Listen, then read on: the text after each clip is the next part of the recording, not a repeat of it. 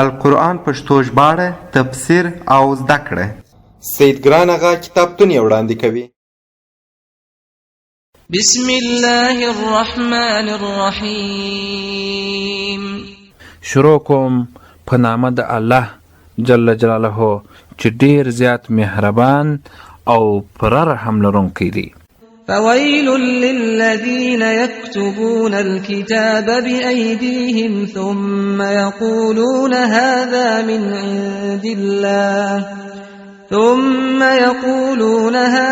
من عند الله ليشتروا به ثمنا قليلا فويل لهم مما كتبت أيديهم وويل لهم مما يكسبون.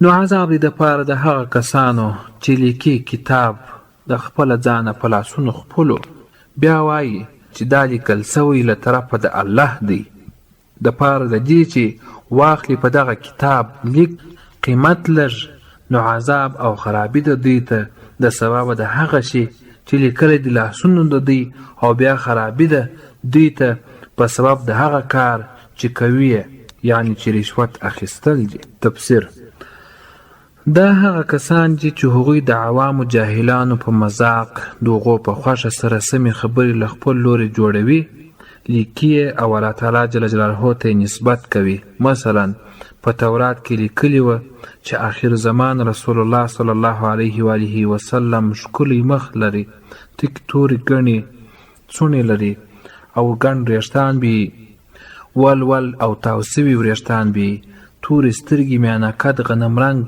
لري. دا د پیغمبر علیه السلام صفات په تورات کې ذکر سوي وه. دوی دا خبرې واړولې او داسې ولیکل چې قد یې اوږد، سترګې یې شنې او څوڼې یې ساده، سمې او زیړ سړی دی، چې عوام الناس د دغه تصدیق ونه کړي او د هغوی په دنیوي منافعو کې څه نقصان پیدا سو. وقالوا لن تمسنا النار إلا أياما معدودة.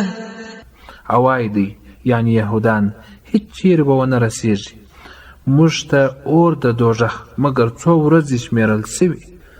قل اتخذتم عند الله عهدا فلن يخلف الله عهده أم تقولون على الله ما لا تعلمون. وای ای محمد صلی الله علیه وسلم دوی ته آیا اخیستی دی تاسې په نیز د الله جل جلاله عهد، نو لسره مخالفت نه کوي الله جل جلاله له عهد خپل څخه یا وایي او جوړوي په الله باندې هغه دروغ خبره چې نه پرې پوهیږي، بلکې داسې نه دی لکه تاسو چې وایاست. د قرآن کریم د پښتو ژباړې، تفسیر او زده کړې لپاره زموږ چینل سبسکرایب کړئ او څنګ ته یې د زنګ پر سویچ باندې کلیک وکړئ.